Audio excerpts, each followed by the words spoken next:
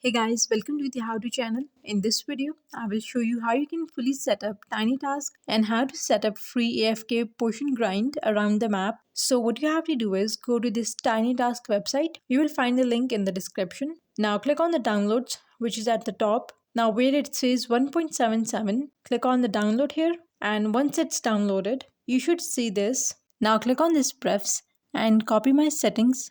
You want play speed on 1, and you want turn on continuous playback, and you want your recording hotkey on anything that you want. I recommend you just put like this Control Shift Alt R since you're going to use it, and after that you only need playback hotkey, which I recommend using F8, or you can use any option that you like, and it's optional if you want to turn this always on the top, and it will never disappear once you click anything. So let's say you take my free macro and you want to click on open, then pick your macro. I'm going to take mine right now. Now you want to press your playback H key. When I play, I'm not currently touching my keyboard. As you can see in the top right, it's counting down seconds and it's doing what it should do. And pretty much the macro work in every spot, and it also works, this method also works on non-VIP.